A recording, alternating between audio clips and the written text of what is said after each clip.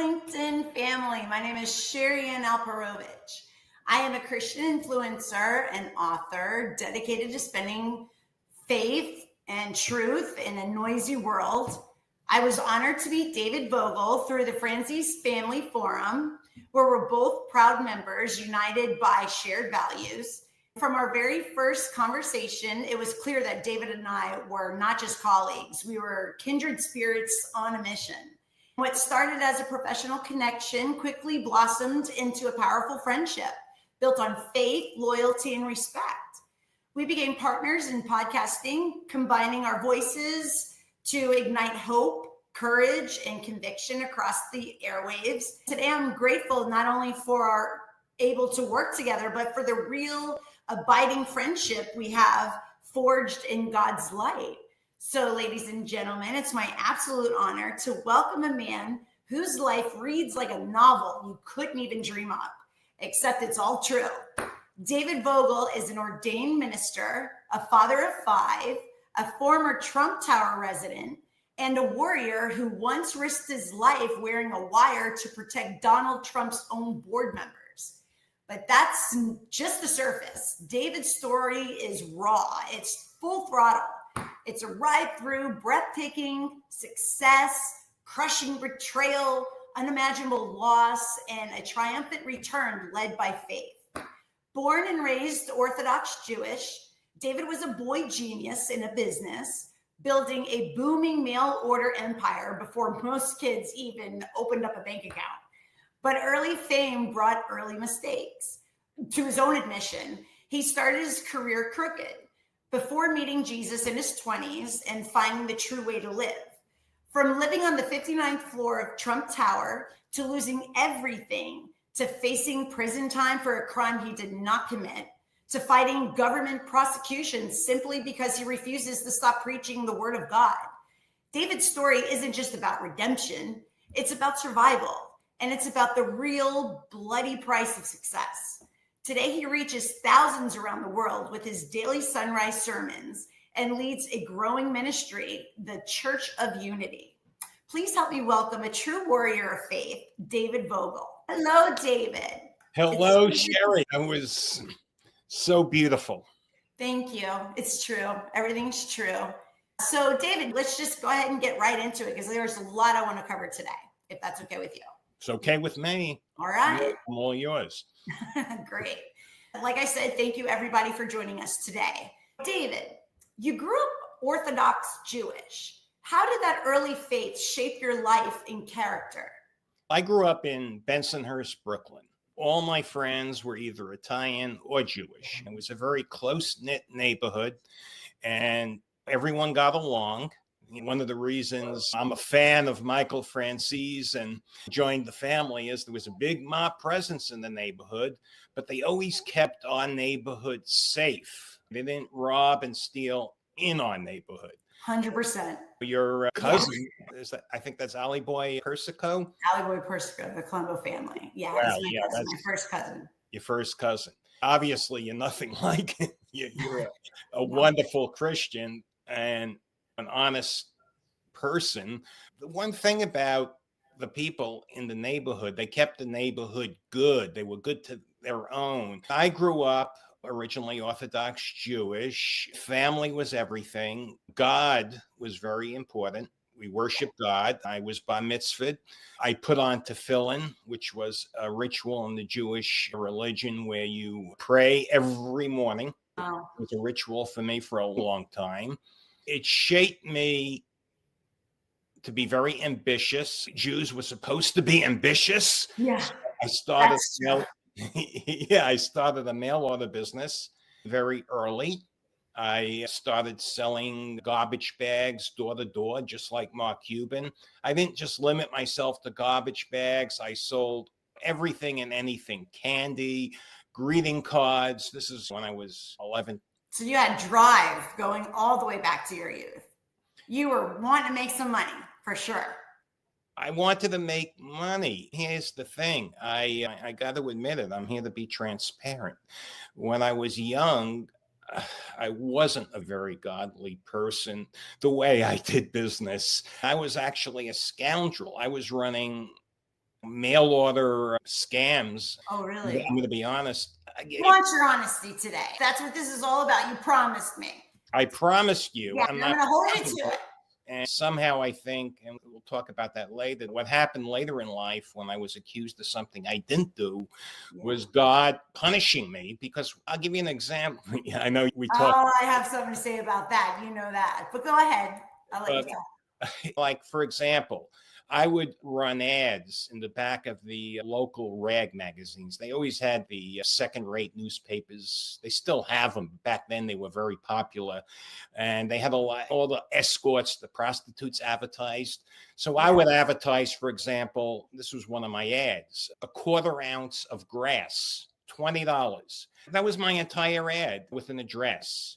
A pallet of grass or just a square of grass? No, I was advertising. See, here's what I was thinking. It actually worked. I was advertising where the hookers advertised, and they actually provided an illegal service. Back then, they didn't have the marijuana dispensaries. Oh, so you're talking about that kind of grass? No, I actually sold grass.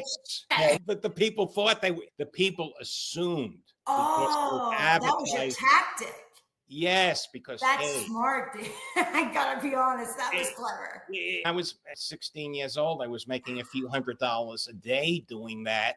I'm not proud of that. I was fooling people. They thought they were getting marijuana, and I sent them grass. You sent them what you advertised. Oh, exactly. But you were very clever, and that's your shark mindset. Then I'd advertise. This was one of my other ads. I advertised the placebo Spanish fly. What's that? Spanish fly was something supposedly you put in a woman's drink, and it makes her very sexually, it turns her on, supposedly. Oh, I mean, okay. It does work, but I sold placebos. The thing is, people didn't know what placebo was. I just said placebo. So they got a sugar pill. That's what people assumed they were getting something. Yeah. They didn't. And I'm ashamed of that now. We're laughing about it. It's funny. I was just a kid. But I was doing things like that. Do you understand really at that age what exactly you were doing other than making money? Do you understand what I'm asking? I'm not going to lie to you, but I knew exactly what I was doing. I would laugh at it. Did you come up with those ideas yourself? Were you taught by someone? Did you learn by just seeing other people? Like, how did you get that mindset? Or do you think you're just born with that type of drive to make money? I think I was born with the drive to make money. I did when I was a teenager, very dishonestly. I was, like I said, a scoundrel, a thief. I didn't take people's money and not deliver. You gave him that placebo pill. I gave him the placebo. Yeah, I gave him the grass. I gave him the grass. I even had someone when I was 16 come to my house from the Attorney General's office. I mean, it was a big joke because back then you could get away with things like that, even if I was stealing. It's not like it is today. Not like it is today. It was the 70s. And I was like a total ass. I got to admit it. They'd come to me and they would tell me, stop advertising. And the magazine, they tried to get the magazine not to take my ads, but hey, they took ads from hookers. They weren't going to refuse it. They know exactly what they were doing. It's a business to them. It's not, in my eyes, the straight path to go, but at the end of the day, it's a business. Let me ask you a question. You showed incredible drive early on. What led you to embrace business so young? I just wanted to make money. It's not about the money, it's about the money. It was, I graduated high school at 15 years old. I skipped 2 years in high school. Oh, wow. Back then I thought it was great, but it was actually very problematic because I didn't have any girlfriends. Where do you meet girls? They didn't have the internet. They didn't have Match.com back then. Back then you had fake ID, you sneaked into the club, but I was too young for that. The only place you're going to meet a woman is in school. I was the smallest kid in my senior class. I was 15 years old. I didn't get picked on. It was just the opposite. No one even bothered with me. It was like, who's this kid? Right. And by the time I was ready to meet women, it was just horrible because I had no place to go. So it was real problematic. I figured in my mind, just make a lot of money. Don't get the women. Yeah. It does. You got to be honest. It does help. You've been so transparent about mistakes. What was it like being a young, foolish fraudster in business? Back then, I was enjoying it, but I still think, and I'm going to say this again, I laughed at the authorities. I laughed at everyone who complained. I had a lot of complaints, and someone would complain. What do you mean complain? Some people would write letters to the attorney general. Hey, I got this package of grass. Okay. So I'm just going to say, hey, I advertised the quarter ounce. Was my count short? Is he accusing me of not giving him a quarter ounce of Central Park's finest? I'll send him some more. I don't want any issue. And they would say, come on, you got to stop doing it. I would just laugh at them. That was just one thing. I also used to advertise, all sorts of stuff. I would tell people how they could make money. One of the ads, I ran this in the National Enquirer.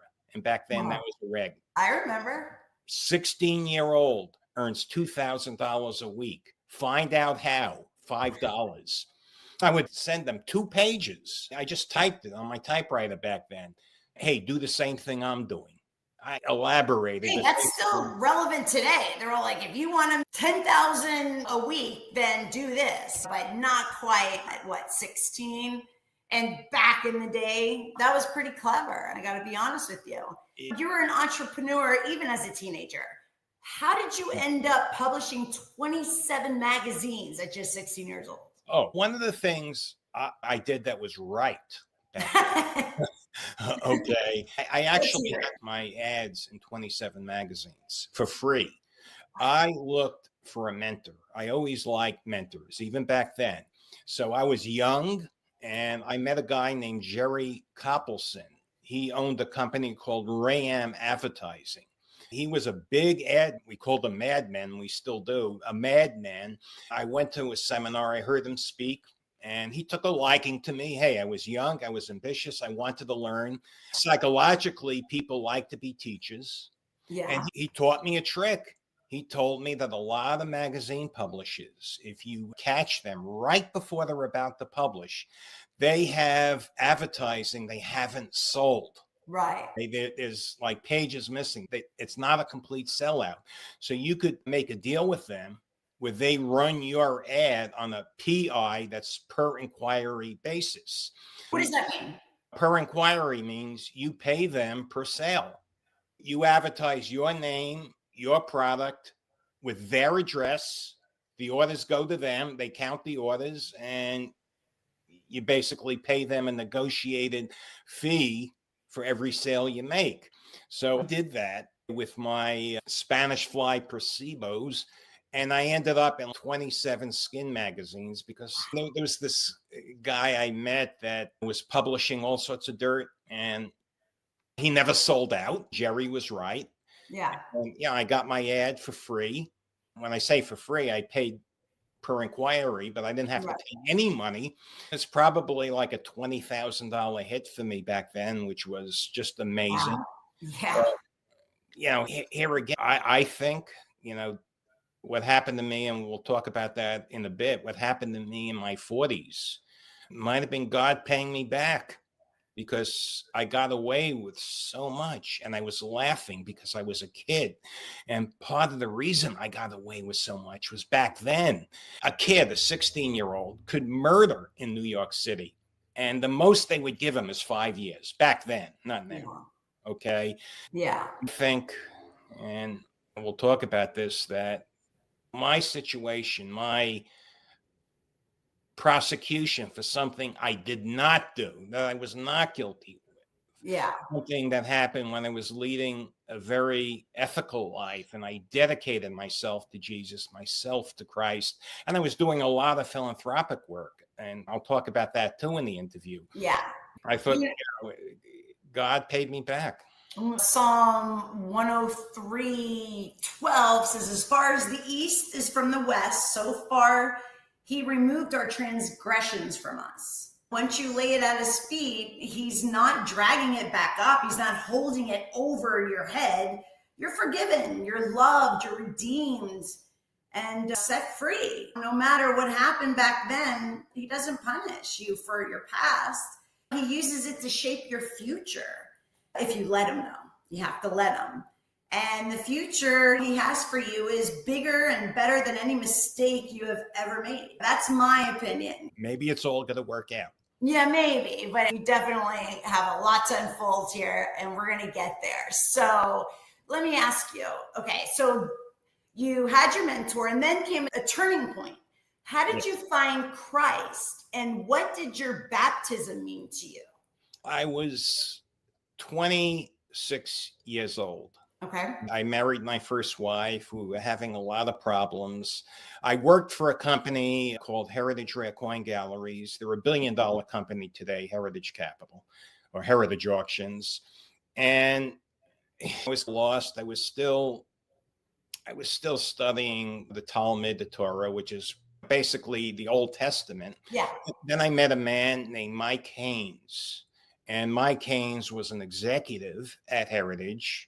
And he brought me to Jesus. He brought me to the First Baptist Church. I remember he introduced me to a pastor named Billy Weber.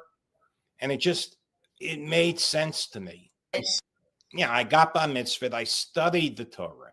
Okay. And everything about Jesus, everything is prophesized in the Old Testament. To make a long story short, I was sold.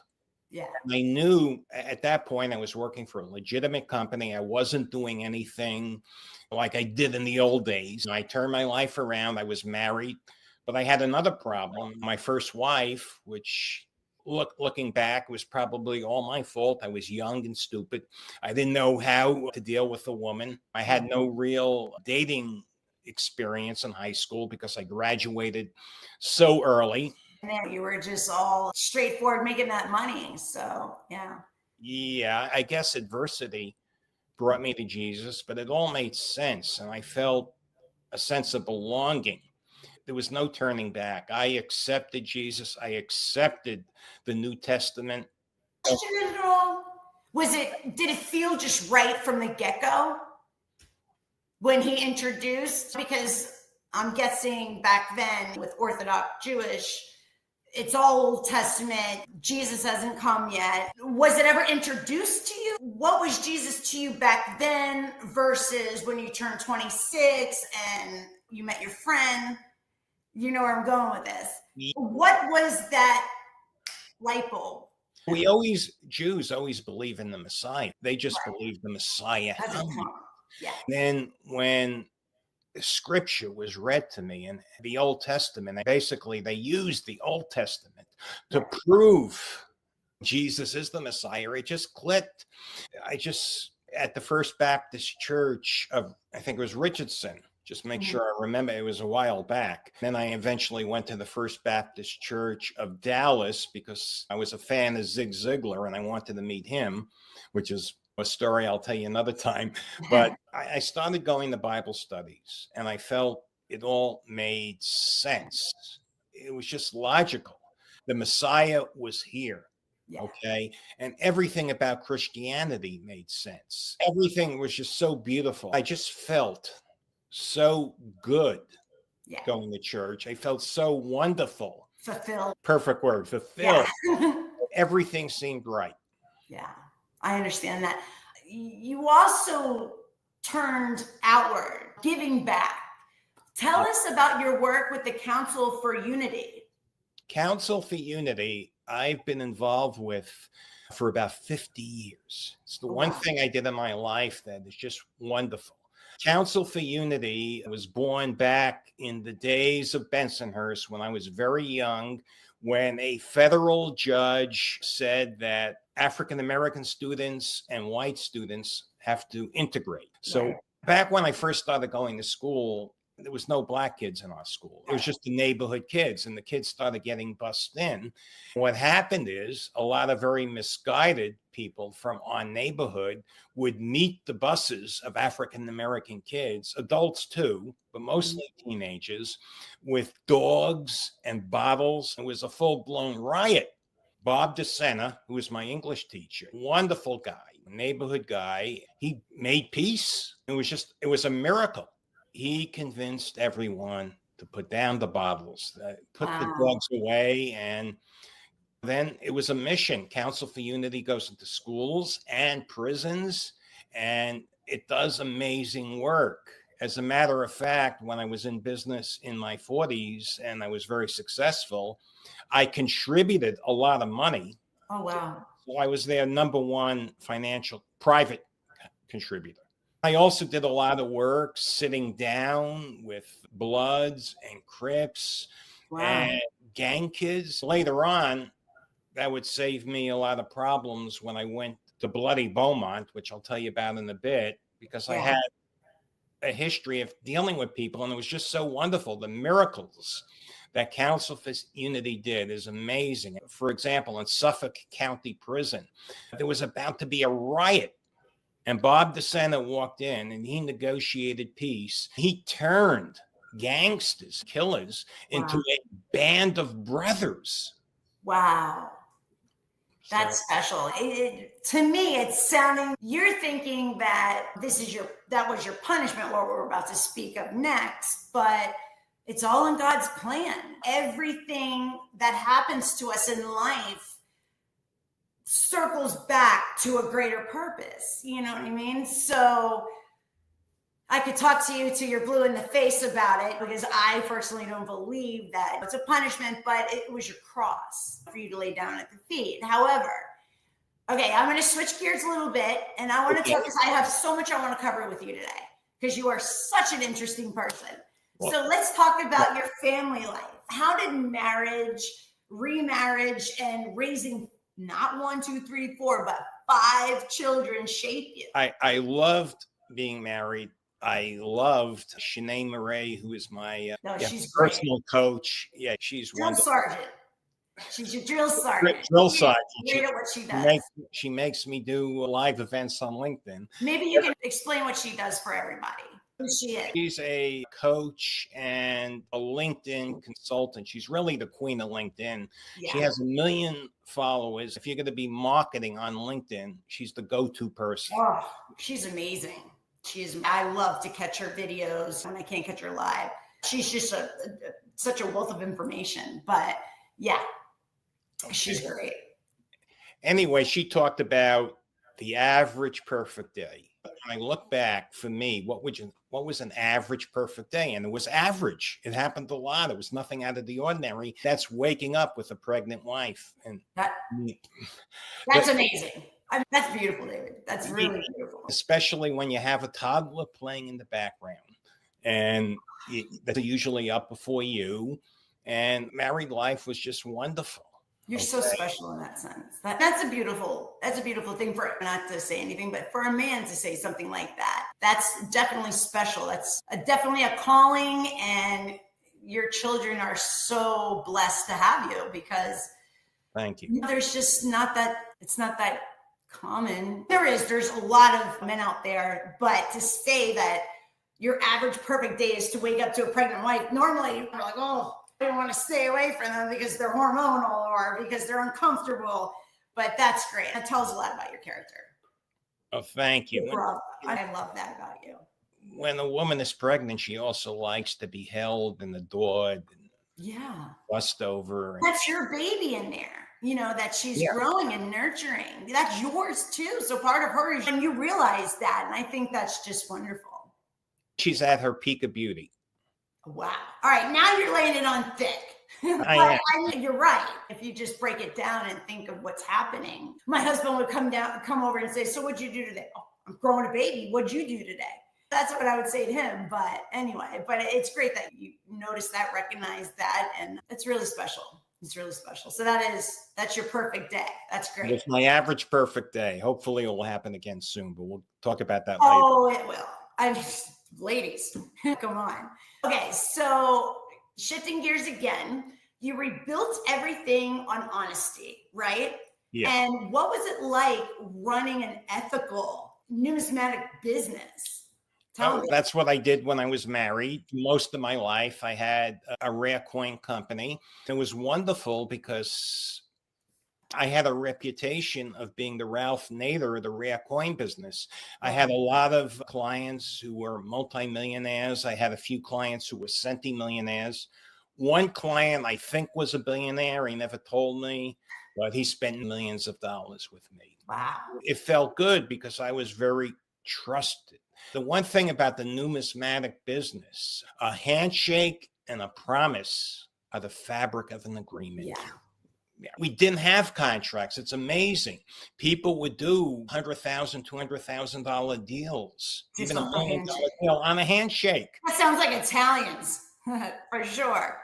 But yeah, that's something. That was the way it used to be. It's definitely not that way today. Yeah. It's in that business. Yeah. It's a very close-knit business. Yeah. Yeah. And you achieved so much great success afterwards. So how did honoring God and loving your kids fuel that success for you?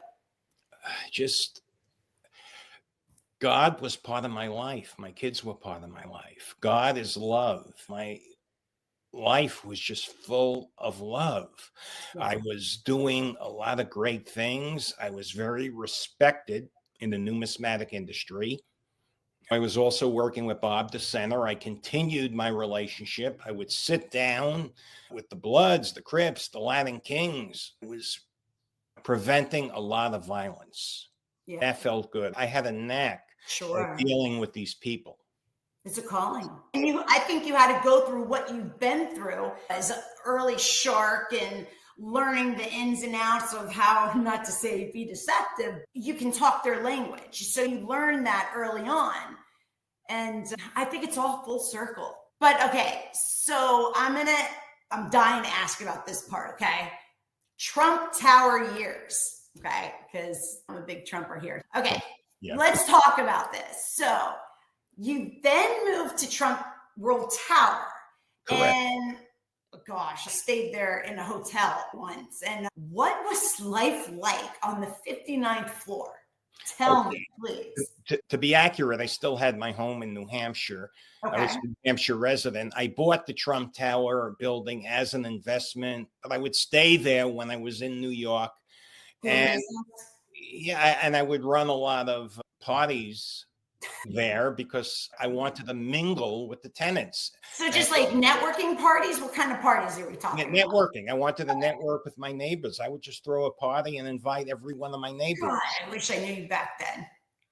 I was the poorest guy in the building. By the time I moved to it's funny, but you're laughing.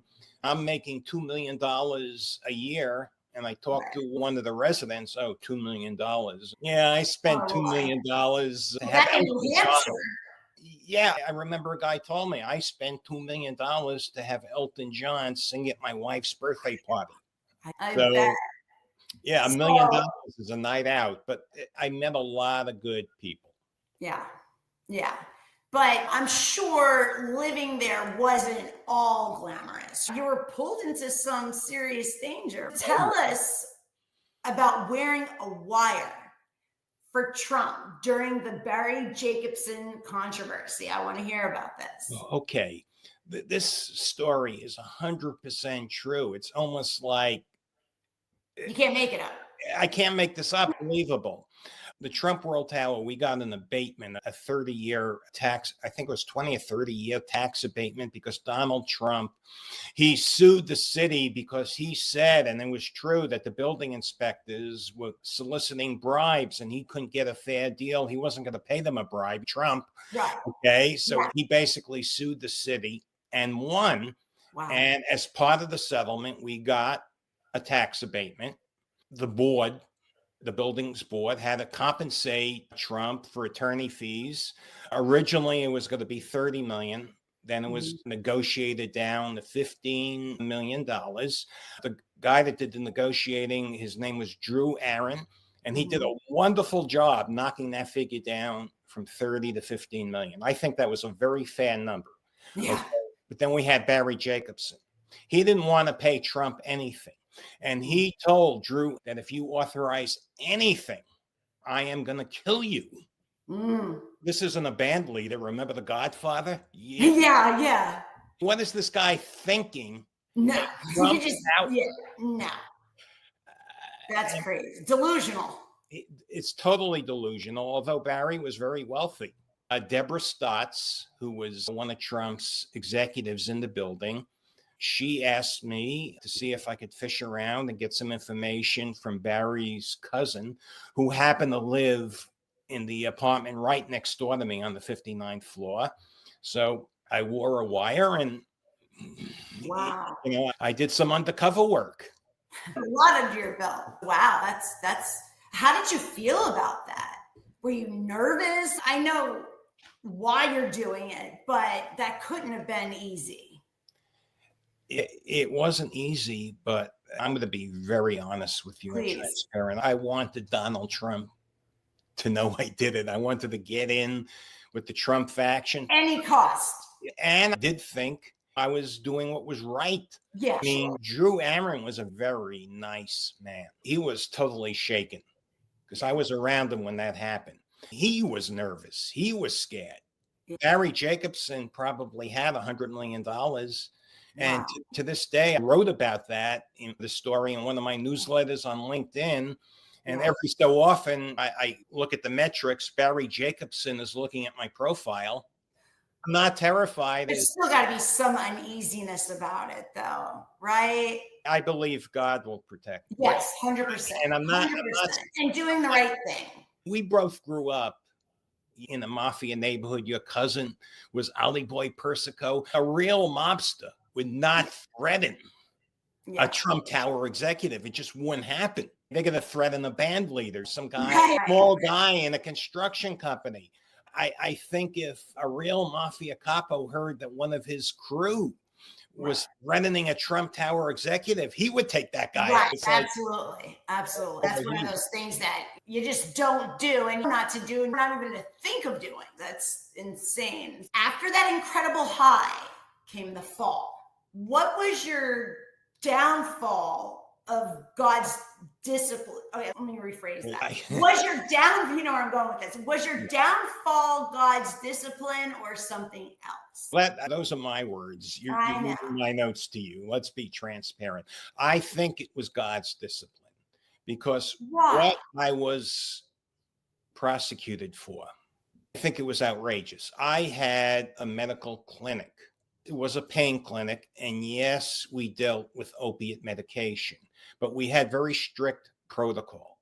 People just didn't come in and get opiates. As a matter of fact, the DEA tried 3 times. It's part of my record, part of the discovery, to get opiates from the doctors using some stupid excuse like I chew my fingernails or I got a paper cut. Yeah. They were turned down. One guy said he was depressed. But it was very political back then. David, if you don't mind, I'm going to stop you for 1 second. Sure. Let's back up a little bit and let my viewers know exactly what the fall was. Yeah. Let's start there because then we'll continue on to this area. I was prosecuted for conspiracy to distribute drugs. And when was this, David? The indictment came down in 2008 when I was indicted. They actually took my assets in 2007. They raided my office. They took everything I owned.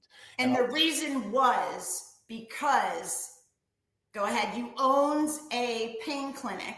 So many others. Pain clinics were the thing. I mean, you couldn't even get pain medication because I'm also a healthcare administrator. So you can't, they're constantly changing the regulations and things like that. There was a time where your primary care doc could prescribe to you. And then now they're saying, no, you got to see a specialist, which would be the pain docs, right? So then you had to specialize to be able to get them. Or your docs, it would only be an emergency room. They can give you like 10, but then you need to go see a pain medication, even the anesthesiologist. You'd have to go to a pain medicine doc. So these regulations are being made for you, basically. To open up, you have to have pain clinics because that's the only place where people with chronic pain can go to be treated, correct? That is correct. Right. I'm just setting up the stage here so people understand. So here you are operating and you were what, the CEO? No, I wasn't. You're not a I physician. own. I had a. Originally, I was the CEO. I basically abdicated being CEO. I had a CEO working for me. I owned a 78% interest in the clinic. Okay. So And were you there every day? No, Okay, so I you was were never there. basically an investor. How would you explain that? I founded the clinic. I set it up. I was the major stockholder. Okay. Okay. But what I'd like to tell everyone is why I'm innocent, because I wasn't a very foolish man. I just didn't go into this without good counsel. And at the time, it was different when I opened my clinic. We had something called the Texas Intractable Pain Act. Now, those laws, many of those laws have been abolished. But back then, there was a different political climate. The climate was that no Texan and no person, no patient should be denied pain medication if they need it. And that was under the color of law. Absolutely. There was a lot of regulations, but I had two attorneys. Number one, Susan Hendricks and Douglas Grover. And Douglas Grover, okay, you heard of him. I heard of him. He was the former deputy chief of the organized crime strike force. He prosecuted the Gambinos. He prosecuted Tommy Gambino. He prosecuted Salvatore Langella. All the hierarchy of the mob, he prosecuted. He was also one of the lead attorneys on Abscam. Tell me about that again. That's when they prosecuted the congressman for taking bribes. That's right. Okay, got it. Okay. Anyway, he investigated what I was doing. He worked with a local attorney, Susan Hendricks, who said, what I'm doing is legal, Texas state law. And he went to the DEA.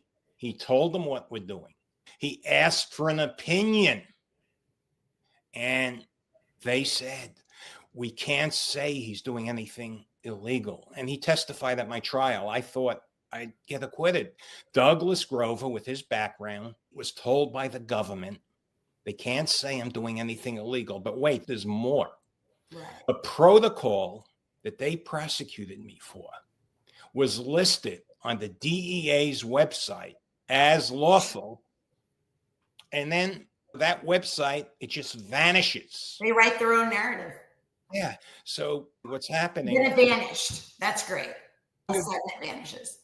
The vanishing website, and they prosecute me for the same conduct that they considered appropriate. It's almost if I'm playing soccer and I'm shooting the goal, they move the goalpost after I take my shot. Yeah. And I'm going to say one other thing. Later on, they prosecuted me based on a objective standard, meaning my standard of medicine had to be objective, which means it could be anything they want it to be. The reason I'm bringing this up is later on, the Supreme Court, just a couple of years ago in the Ruan case, said these type of prosecutions have to be subjective. So if the doctor was acting in good faith, it's not a crime. Based on Ruan, my conviction would not have stood. There's also another Supreme Court case called Jones, meaning I can't do anything about it. It's called finality. It's yes, my conviction would not stand today under legal terms, but it's final. So my only salvation here is clemency from the president. That's the only option I have at this time. So they were saying that the physician, repeat that for me.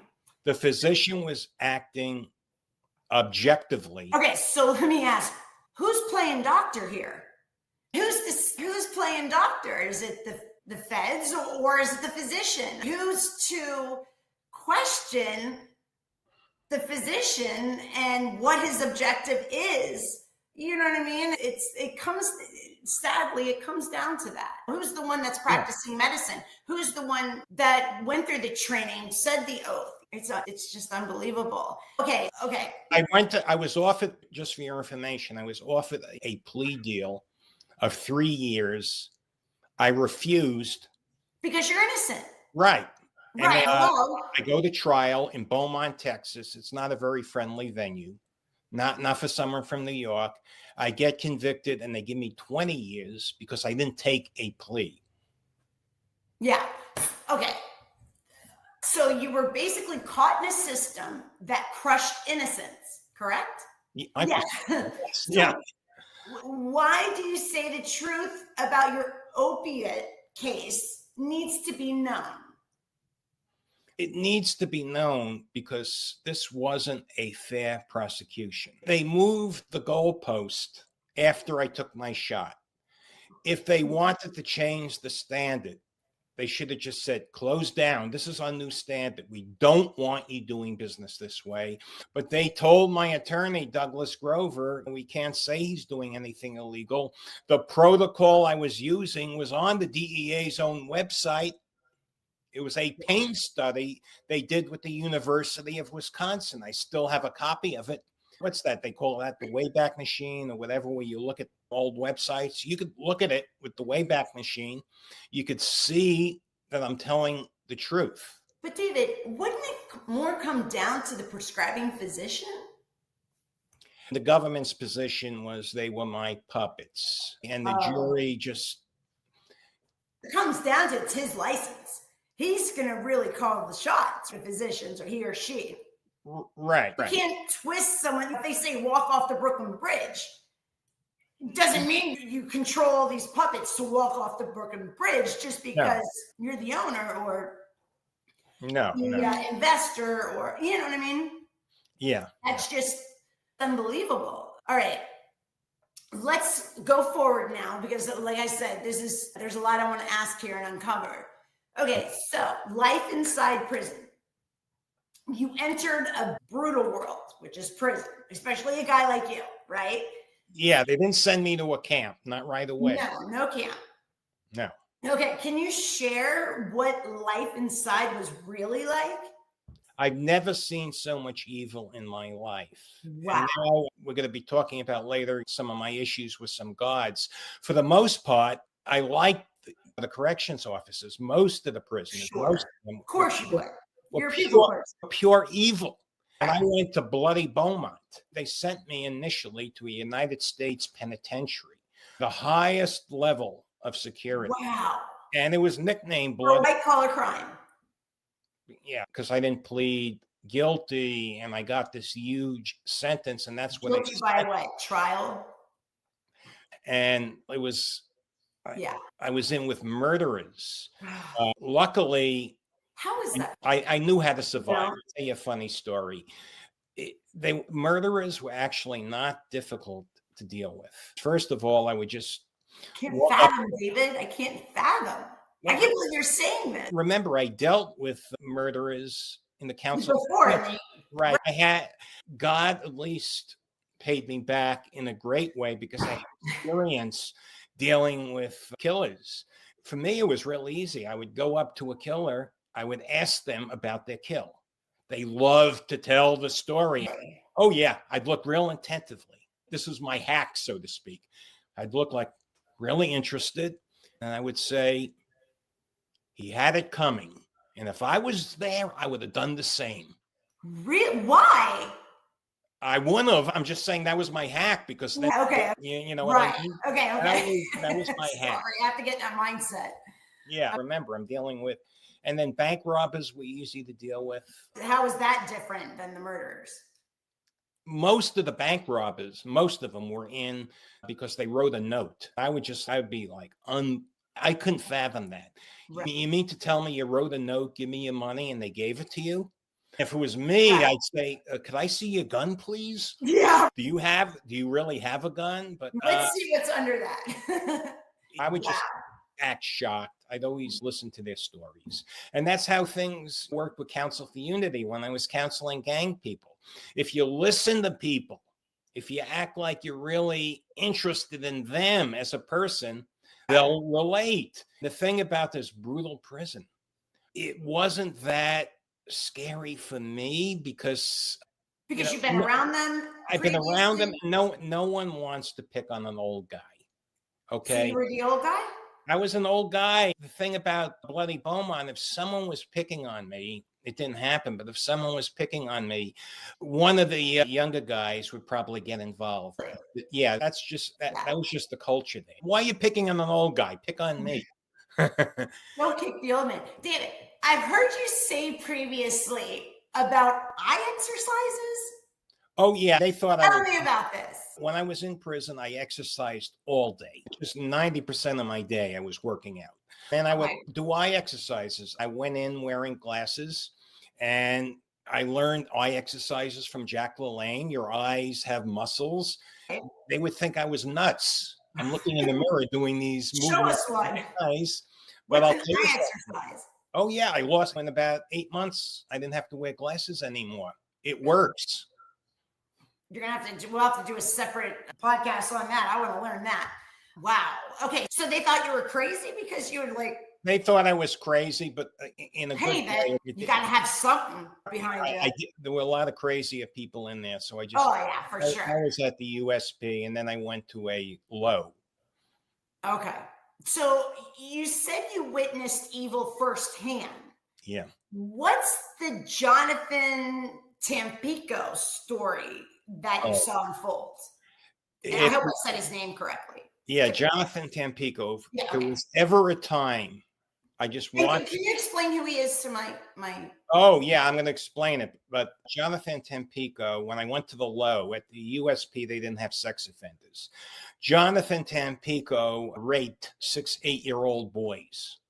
He got a very relatively short sentence for that. He was in federal prison for child pornography. They gave him 30 years, which I thought is a lot for pornography, and 6 years for raping. For I rape. think it should have been the opposite. It should have been the opposite. But I remember him telling me when he mentioned the boys, it was all consensual. It was all okay. Oh, They God. consented. I wanted to smack the At guy. 8 years old. He- 8-year-old boys. Believe me, that was the only time I really wanted to smack someone. I held back because I knew he was protected. Back at the Beaumont Low, they protected the sex offenders. Why? I heard that is the opposite. That's what you always hear, that if you go in as a sex offender, they're going to kill you. At some prisons, yes, but not at Beaumont Low.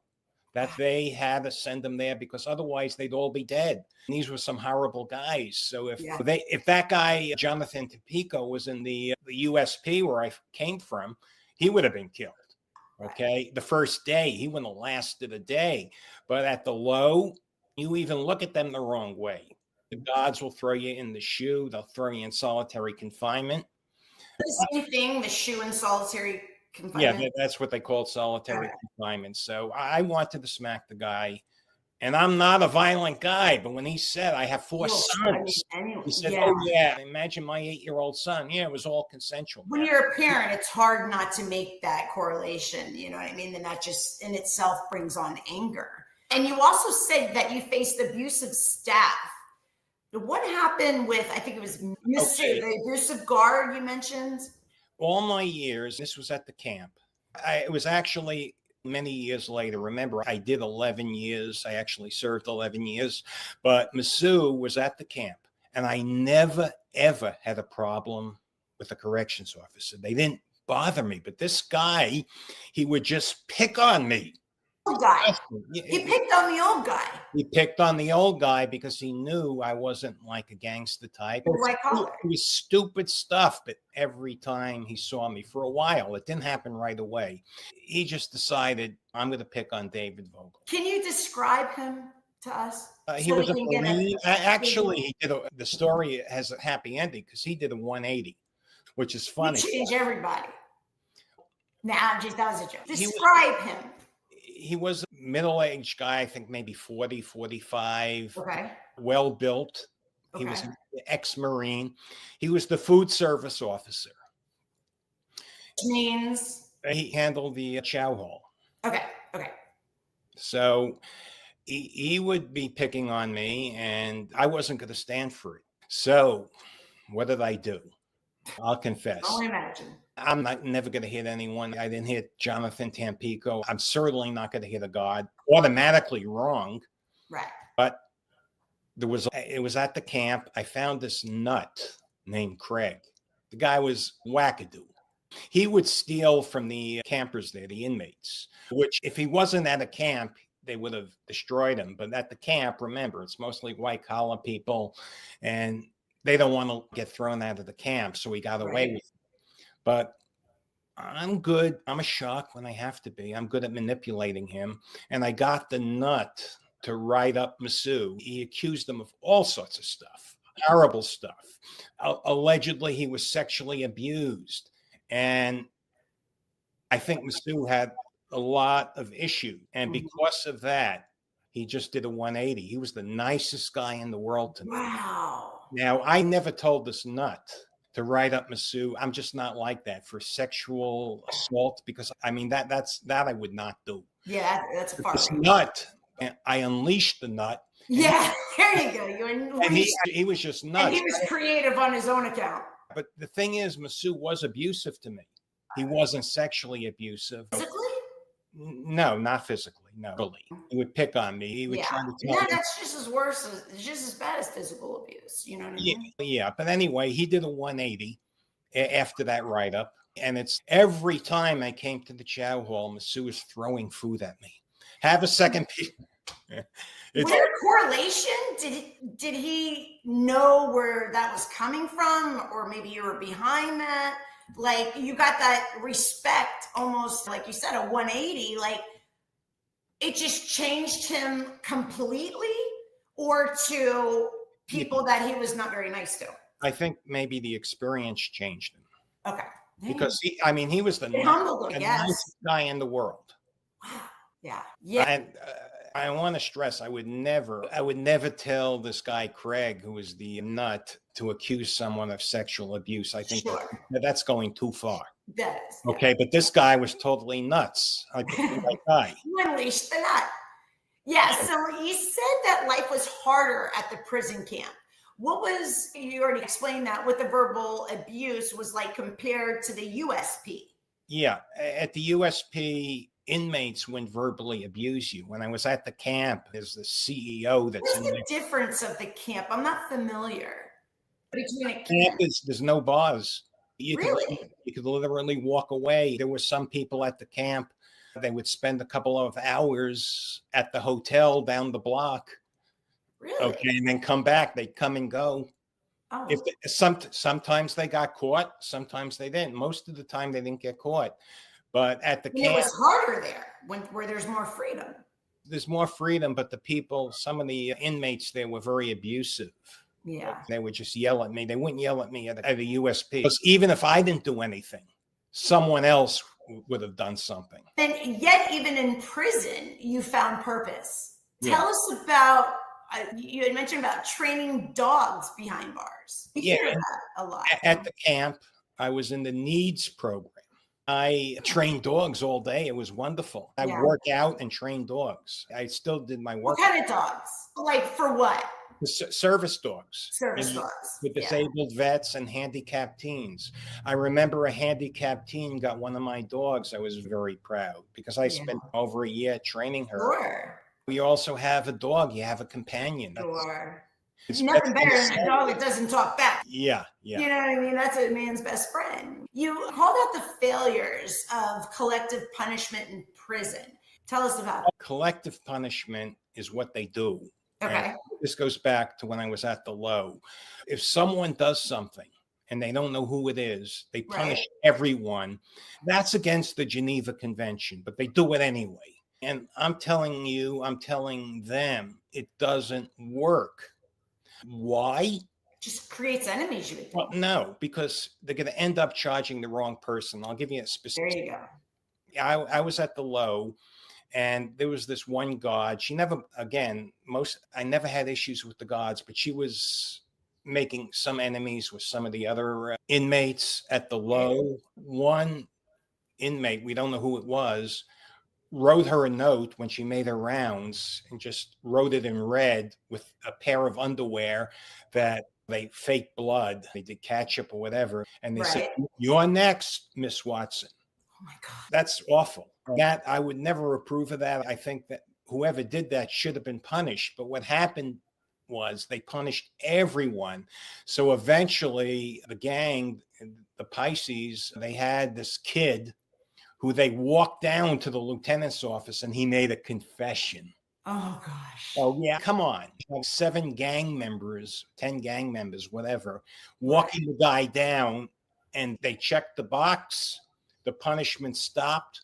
And they Wow. thought, I don't even think they thought they had the right guy. Maybe they did. Maybe they're blinded. But Right. collective punishment is stupid because someone's going to be made to take the blame. And Yeah. it's probably not the The right person. right person. Thank Yeah. you. And you also had some wild personal survival stories. You just mentioned, but what happened with the blood Beaumont? Oh, Bloody Beaumont? Yeah, Bloody Beaumont. Okay, sorry. Yeah, bloody Beaumont. There was some situations where there were some minor riots Yeah. where groups would fight each other.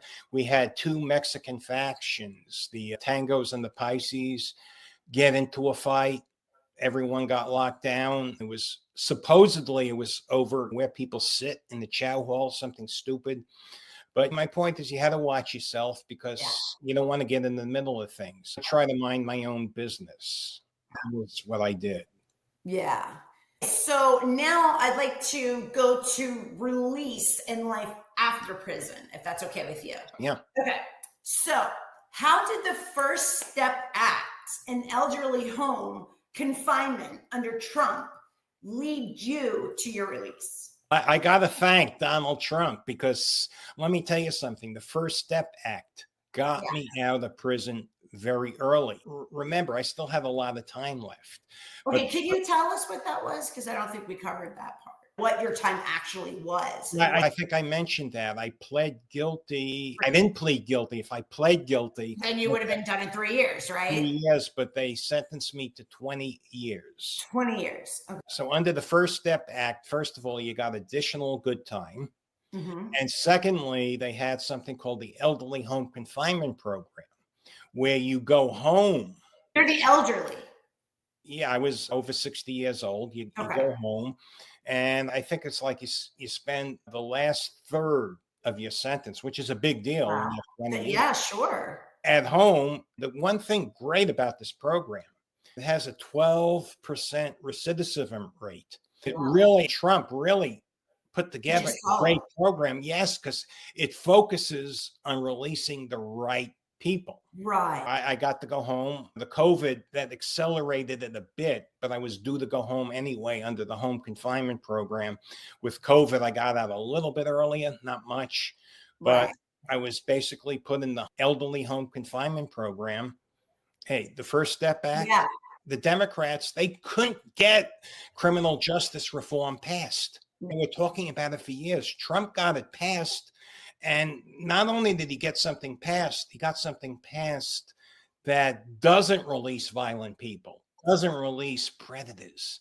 Right. Releases people who have truly reformed, people who go through programs. Right. Like I got extra time for the dog program, and people who are elderly who pose no threat.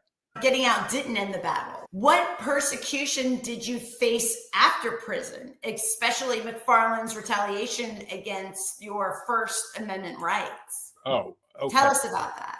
This was actually back in 2024, April. This is just about a year ago. I've been doing my sermons every morning, 7 a.m. I want to start getting on podcast. I want to start getting interviewed for the newspaper. My main goal was to get interviewed because I wanted to lobby for clemency. President Biden, he promised to reform clemency, and we're going to get into that because he absolutely lied. Clemency was not reformed. He made a promise when he was running. He broke that promise. But anyway, I didn't know he was going to break that promise at that point. I wanted to get into the newspaper, and McFarland basically comes up with these outrageous interpretation of restrictions. And he said, no, I can't do it. So I go to court. I file a 2241. Now that's in court for 8 months. Can you tell us what that is? That's just a petition basically to change the terms of home confinement. Got it. The judge throws it out. Wait a second. It's not the judge of. I'm filing in New Hampshire. I had a liberal judge because according to the judge, 2241 is not the way to file this. You have to file this as a civil rights claim. Oh, Okay, so I basically need to refile. But McFarland retaliates. He takes me out of elderly home confinement. He puts me in this other program. It's still home confinement, but it's much more restrictive. oh. You filed the wrong thing. Because he's retaliating. And if you don't know who he is the man that put Michael Cohen in prison for publishing his book. I'm a fan of Donald Trump, but Michael Cohen shouldn't have went to solitary confinement, which was torture for him. That's crazy. Yeah. And eventually, if you know what happened, a federal judge ruled that McFarland retaliated against Michael Cohen. Wow. It was retaliation. Yeah. Yeah. So this guy has a history. Yeah. And he didn't want me to talk. As a matter of fact, when my case was thrown out, when he put me in this new program, he has me sign documents. Otherwise, I'm going to get locked up. He didn't say it outright, but I'm reading between the lines. He's saying it. He's going to send me to a USP. He's going to send me, a Jew, to some place where the Aryan Brotherhood is going to kill me. That happens. The Aryans kill Jews. Now, he didn't say that, but he's like a mafia boss. He says the director has I remember his words, the director has the authority to send you to a medium. Pushing his weight. I'm reading between the lines. Sure. But basically, okay, he has me sign documents that I'm not allowed to talk to the media. I can't be on social media. I hired a publicist. That ties your hands. Well, the publicist sent out letters to 800 reporters saying that the Bureau of Prisons is trying to mess with my First Amendment rights. It's almost like he knew what he was doing and then trying to do it that way to cover that up. And basically, again, a 180. Yeah. The BOP, not him. His bosses must have told him everything that I wanted in my lawsuit, I got. Wow. As far as First Amendment goes, sure. You know, like being interviewed by you, that was prohibited, but it was ridiculous. Why did I have to go through 8 months of that? We could have just made a deal day one. Then this guy retaliated. He put me in this program that I'm still in until the end of May. It's almost over, where it's much more restrictive. And I don't really want to get into all the details. Sure. I have a lot more freedom under the old program. Luckily, I'm a hermit. I don't leave my house very much anyway, and it's only the end of May. But this guy, for example, has me making trips every week to Manchester to check in. Wow. Why? I know why. I know why they say. Yeah, of course. He also retaliated against me in this program. He's claiming I have to get his approval to take the medication that I've been taking for 4 years under the old. Wow. It's ridiculous. He's telling me my pain medication was not approved. A physician? It is approved by a physician. I know. That's what I'm trying to say. Not by him. I'm in a lot of pain. I'm an older guy. I have a herniated disc in C5, C6. I have stenosis. You're a medical profession. Yeah, I have 5 and 6. I had the surgery. You know how bad that is. Yeah, I did. And then above it, 4 years ago, again, I had a doctor prescribe me medication, and he's telling me that it's not approved. We added this in May? Yeah. But the thing is, that's another, since he started this, that's 7 months where I'm suffering. Now, no, I still have excruciating pain. It's not good. There's no reason. When my terms of the elderly home confinement program basically say I can't take any drugs, without physician's approval. But I had physician's approval because this was illegal. Well, they're the only ones that can give it. Otherwise, it's illegal. My position is this guy, he's full of retaliation. Oh, here's another thing. I'm preaching every morning. Since June 2023. He comes up with another rule. I can't call myself pastor. What is that about? Excuse me. He's citing some rule that in prison, it's a security risk, which it may be. I'm not going to But argue. you're not in. You're at home. You're at home. I'm home confinement. And it wasn't like this before in the old It program. wasn't, no, he put me in this program where And you didn't do anything. I didn't. There was No, nothing. yeah, I filed for my First Amendment rights. I wanted to be interviewed by people like you. I want to tell my story. I want to get a pardon from President Trump, hopefully. Hopefully. Yeah, hopefully. Anybody out there, listen to this. It's self-explanatory. David, you said that you would reform the prison system if you could, right? Yeah. What would you tell the new BOP director? I think it's Bill Marshall. Oh, I would tell him, look, I'm a law and order guy. Trump said you're a law and order guy. Let's get real here. When I was at the low, I saw it with my own eyes. People throwing baseballs over the fence into the yard full of drugs. Oh, wow. Beaumont Low was an open air drug market.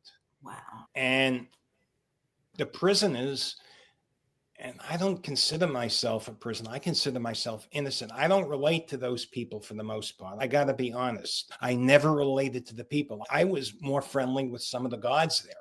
I loved some of the guards there. Yeah. I never had an issue until that one guard started picking on me. Most of the time, I was very friendly to the guards. That's your personality. I wouldn't think otherwise. Not even hesitation for a second. That's not something that you just change overnight. That's something that's in your character, in your personality. Yeah. I couldn't even fathom that. But you stayed strong in your faith, even when you were mocked. What happened with Farewell rolling his eyes at Jesus? Tell me about that. This was before I was taken out of the elderly home confinement program. I had a great probation guy, Scott Davidson. I'll tell you about him in a minute. He was just wonderful. He was honest. He didn't let people get away with anything. He was an honest guy. He was humble. He wasn't arrogant. He gets promoted. Then I get this other probation officer, Matthew Farwell. He just like mocks me. He's not a nice person. I think he was very disrespectful to me. Yeah. I never had that problem with, and I'm an easygoing Scott Davidson. I think he and McFarland got together also.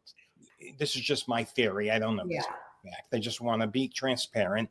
I just think he was very disrespectful. I feel I was mocked when I told him I was a minister, when I was doing preaching work. I'm a nothing.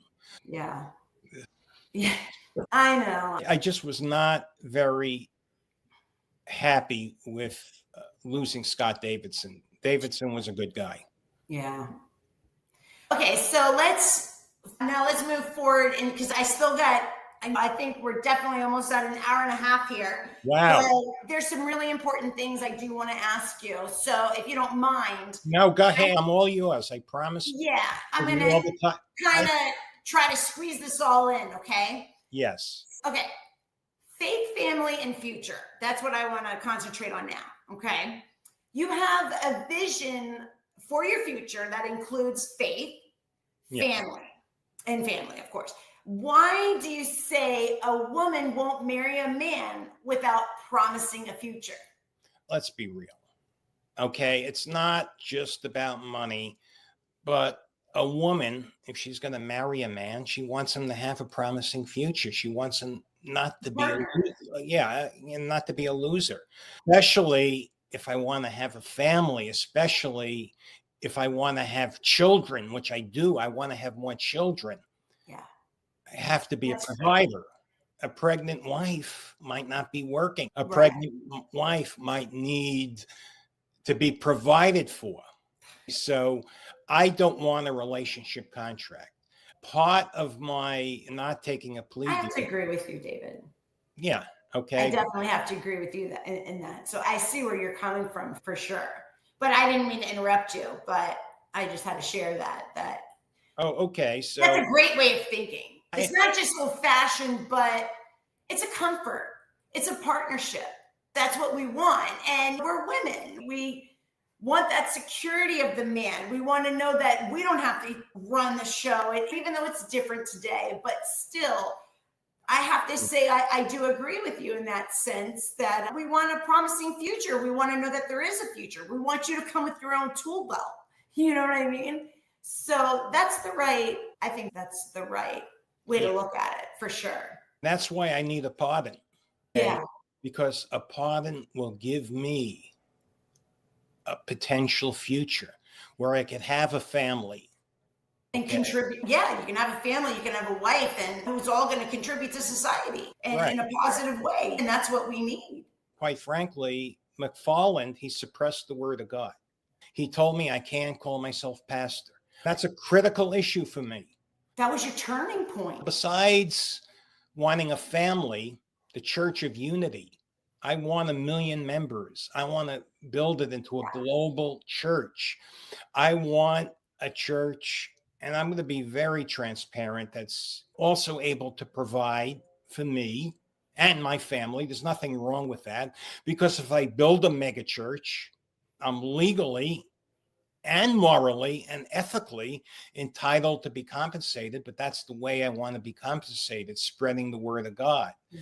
McFarland, before he took me out of this elderly home confinement program, had no say in what I was doing. There was nothing in my terms that said I couldn't build a church. Now he's telling me I can't call myself pastor. I can't collect donations, a whole list of things. Okay. That's going to end soon anyway. But the Church of Unity, once this ends, I'm going to be dedicated to this 24/7. I'm helping my kids with the solar business because I owe my son.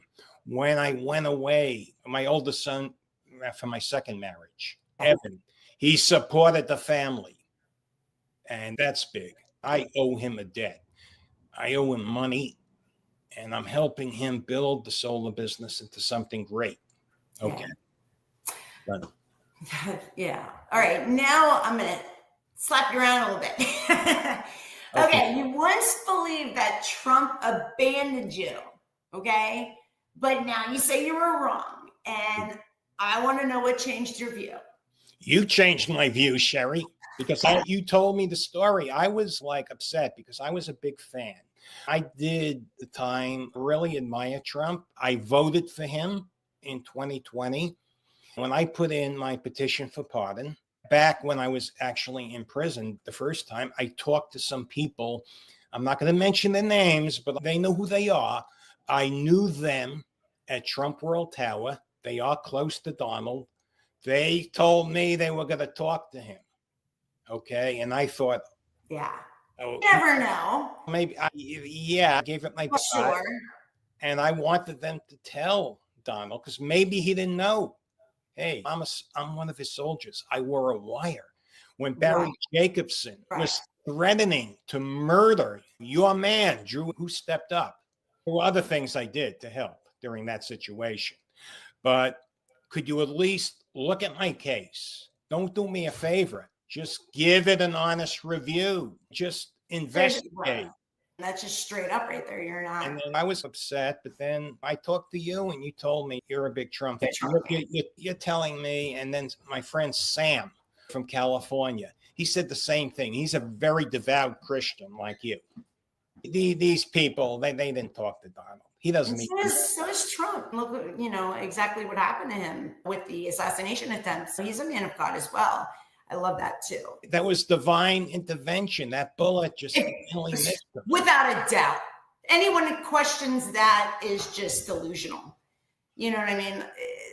Unbelievable. Yeah. You've spoken with great admiration about Trump defending Jewish people. Why does that move you so deeply? Okay. First of all, I grew up Orthodox Jewish. Some of my family is still Orthodox Jewish. One of my relatives, I'm not going to mention her name, she is an educator in New York. What happened at Columbia was reprehensible. Jews were being violated. They were being spit on. They were being violently attacked. Not just by Jewish as well. Yeah. Just to throw that in there. So I understand. Not just by students. No. By the staff. What did Biden do? He said a few words. He condemned them, but he did nothing. Trump, he drew a line. He did. He said, no more. No more. Absolutely. This really resonates with me. And that's why I love Trump so much once again, especially after talking to you, because the reason I fell out of fanship was because I thought he abandoned me. I thought he wasn't listening. And look, he's president of the United States, but he did appoint a great clemency czar. A man of his word, unlike Biden. Trump is a man of his word. He is a man of his word. He does what he's going to say. Does Biden, he promised to reform clemency. That's and right. what did he do? Let me answer that one. He pardoned convicted killers like what? Peeler and what's his name? Pete? I can never get that. What do you want? Killed an 8-year-old child. Right. I could go on all day about this, David. Patela, however you pronounce it, he murdered 2 Harboring murders. FBI agents, not ex. Biden made false promises. Then Liz Oya, I saw her speak. She said actual innocence is not a condition for clemency. It will not be considered. They pardon the 8-year-old child's killer and the FBI agent's killer. Now, Deborah Leff, she was the pardon czar under Biden. Extraordinary ethics right there. Extraordinary ethics. Yes. She resigned. Absolutely. She resigned. Christian ethics. Christian ethics. Pardon attorney is supposed to be ethical. What do you mean actual innocence doesn't count? Obama, he had the same crazy criteria that Biden. Okay, and this is fact.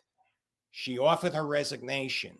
Now, Liz Oya, I'm not saying she was bad, but if she had the ethics of Deborah Leff, she would not have said actual innocence doesn't count. She would have resigned. So that resonates with me. Yeah, absolutely. I mean, yeah. All right, success today, right? Okay, so you've rebuilt your life post-prison. Let's talk about Shanae Moret again. How did she help you launch your preaching and sunrise sermons? This is a story. I didn't want to go live on LinkedIn. I'm an introvert, and back, it was June 2023. You're trying to get me to do it now. I'm trying to get you to do it. I know. Here we are. June 2023, she cuts like a knife. Yeah. She basically embarrasses me into doing it. That's a woman's way. In her own way. She's a drill sergeant. Yeah. I didn't have a choice. If I didn't go live,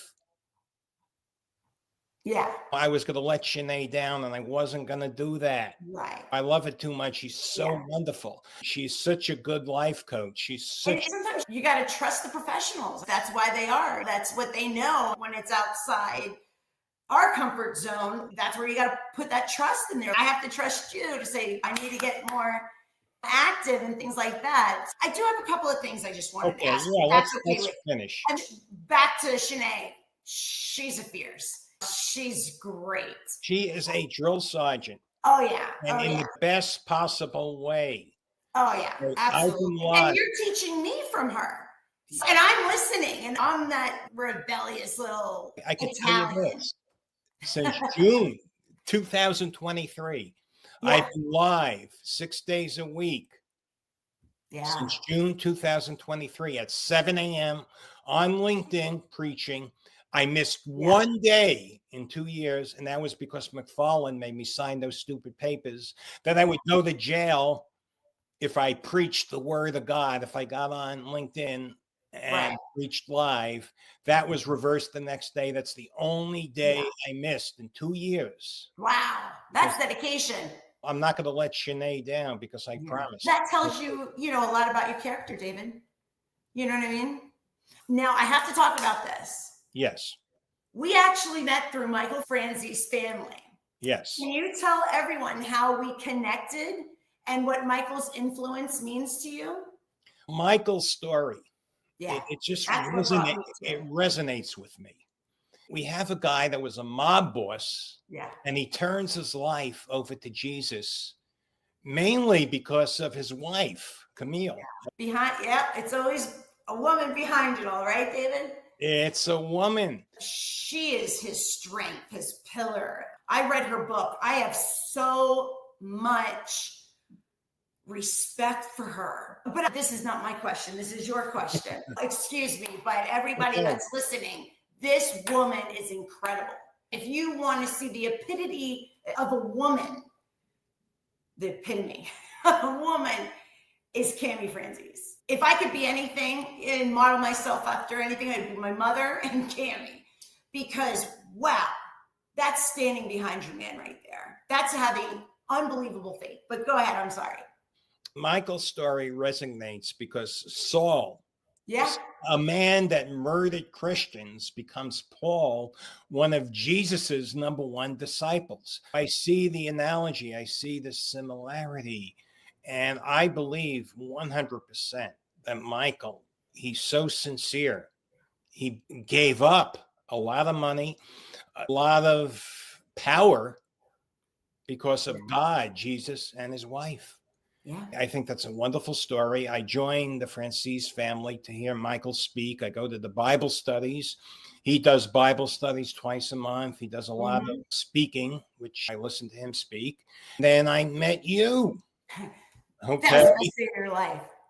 Best Yeah. day of our lives. You were the first one I remember. We met and we would send scripture and talk and always end up with scripture. That was our little shared little token, right? Yeah. Then I had to do a project for the family. I knew out of everybody that I contacted, you were going to be the first one to respond. You were going to be the first one to complete every question I asked. Not only did you do that, you did it in Word format. You did it in docs. You're so thorough. I just knew that's who you were, and that's what I like. I like that type of character. And I think that's why you're so thorough. What is what you get? You know what I mean? And you just reach far. You do not go for low-hanging fruit. You reach far. And I think that's incredible characteristic about your personality. 100%. I love it. Thank you. We've just went vertically up from there. You're such a help to me. I hope in return I'm a help to you as well. But you're a great man. And I'm blessed to call you my friend. And I really mean that. I really mean that. And I hope you understand, believe that. Joining the family, joining the group, it's been a blessing. Just meeting you has been a blessing. Yeah. And likewise, absolutely.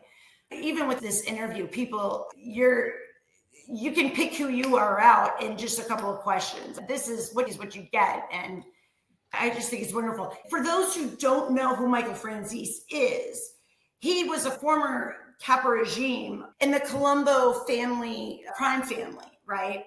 Yeah. His father was a big mob boss for the Colombos. Michael was supposed to actually go into medical school, but his father was also framed, I guess, accused of a crime that he did not commit, spent a lot of time. Basically, Michael found, how would you say it? He was put into the shoe for a long time after a few indictments, which he won most of them. And a guard slipped in a Bible, right? When Michael thought everything, he was done. That's when he believed he was just done. And he thought he'd spend the rest of his life in jail. His family, everything that he held dear was just finished until he got that Bible from an unknown guard. It transformed his life. He ended up quitting the crime family. Now he's a speaker worldwide. And so he's got the greatest story of redemption. And that's what attracted me to him. Yeah. There's that in my family, but your family, and I grew up in the neighborhood, remember? Yeah, exactly. So he's a motivational speaker, an author, and a media personality. And he's just, his story is just unbelievable. And it's all because of his wife. Now, I mean, it had to be him too, but anyway. Yes, yeah. I just wanted to throw that out so people know who we were talking about. Okay, so you've said that you were shocked that I'm going to back up a little bit. Michael Cohen's secret wire recordings were admissible, right? I know I'm really turning this, but I'm kind of switching around a little bit because we're running into 2 hours. Wow, I'm shocked. I know. I could talk to you all day. I know. We spend hours on the phone at night sometimes. Oh my God. I know. You have so much to tell. And I'm so always much to be heard, David. I'm always going You to be know, transparent and honest. yeah, we definitely have to do this again.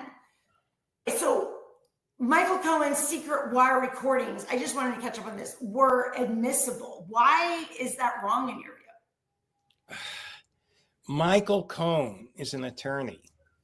And Right. look, assuming Trump's the worst of the worst, an attorney shouldn't be recording their clients. An attorney has an obligation to defend a guy, even if he's a serial killer. Yeah. Okay. The persecution of Yeah. Trump. I think he was persecuted with those criminal indictments. I see the same parallel with my persecution. Whether Yeah. you love him or hate him, those prosecutions were persecutions. You don't have a guy's attorney testify against him, even if he's a serial killer. That's just how I feel. Yeah. That shouldn't have been admissible. The judges felt otherwise. I'm just weighing in Yeah. as someone who's totally shooting from the hip.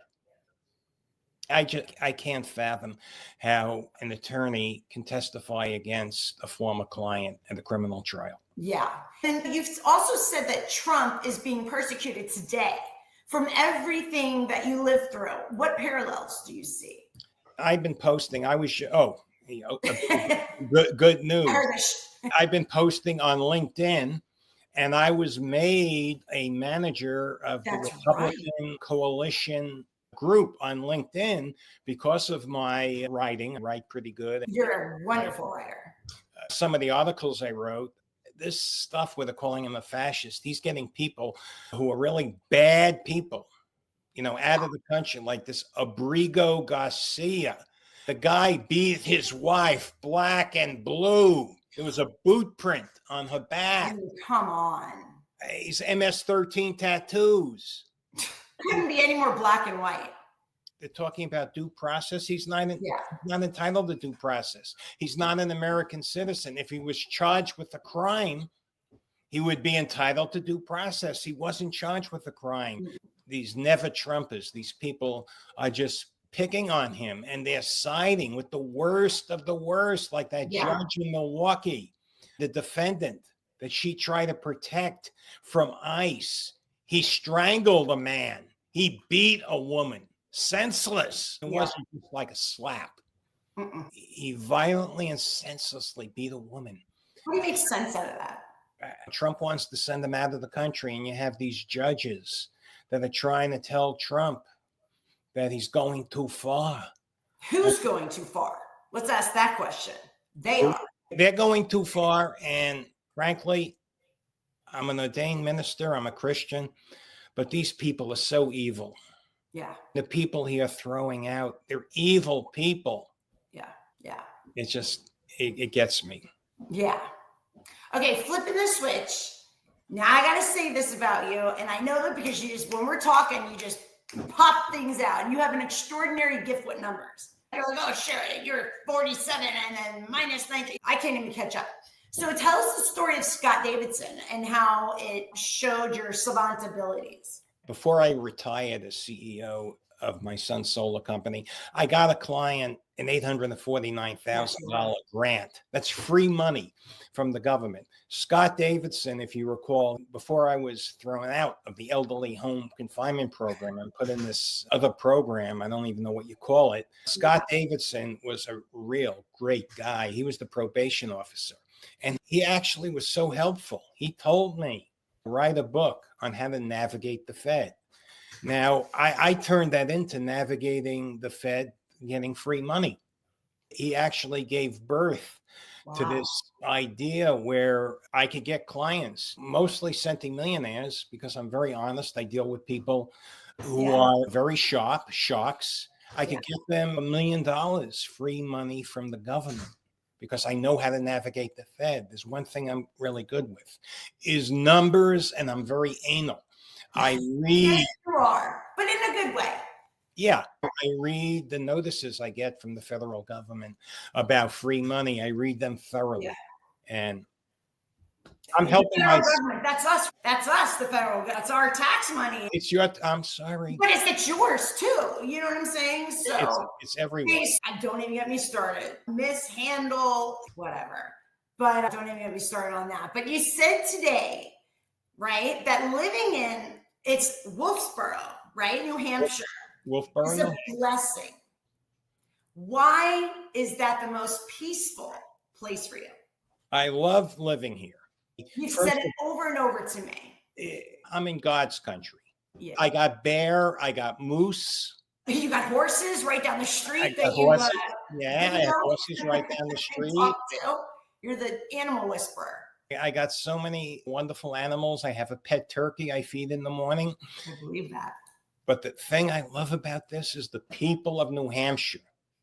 Most of them are very kind. Yeah. Look, even Scott Davidson, he's kind. The people I deal with, even under my new program, not McFarland, the people here in New Hampshire, they're really kind to me. Yeah. And I find that people here around this area are very kind. When I'm walking down the street, if I have to cross the street, they'll stop their car. Stop it. Yeah, really. Even stop your car. I think I need to move there. Here they just hit the gas. People are kind. That's great. I'd love it too. That's great. Yeah. It's beautiful there. When I seen the picture, the foliage, everything it's really beautiful there in New Hampshire. And I sent you a lot of pictures, didn't I? Yes, you have. Yes, you have. Okay, now I got my one. Okay, I got two more. Okay. Because then I got to get for carpool or else my kids are going to be. Okay. After all you've survived, what is your final message about the real price of success? The price of success. Yes. The price of success was a video topic I was supposed to do like a year and a half ago in Shanae Murray's mastermind class. I never did it. I did 99% of her assignments, but that was one I was saving.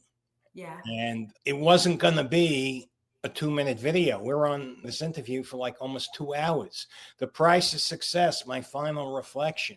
You could be very successful and then it could all be taken away. Right. I had it all. I had a $4 million apartment. I had a multiple 7-figure year income, a wife and 5 kids. Yeah. And then I lost it. Yeah. So the price of success can be very brutal. Yeah. When you're successful, you become a target. Yeah. There's always someone who wants to take it away from you. Right. I have to. And that's the price. Okay. And then one final note. Okay. What's your message for anyone feeling crushed, but still dreaming of redemption? My message is really to Donald Trump. He let me out 6 years early with the Elderly Home Confinement Program. Yeah. He let out the right people with the First Step Act. I'm begging him, keep up the momentum. Yeah. I'd love for Trump to sign the Trump clemency doctrine and let Alice Marie Johnson, who he appointed as pardon czar, do her job. I want to preach. I want to spend my life preaching. And I want to promote Council for Unity and Church of Unity, both. I want to continue working with gang kids, turn them around. Help with reform. And there's so much. Yeah. Oh, yes. I want, and maybe I'm selfish, but I want a wife and children. I'd like to have 3, 4, maybe 5 or 6 children. The only way that's going to happen is if I get clemency.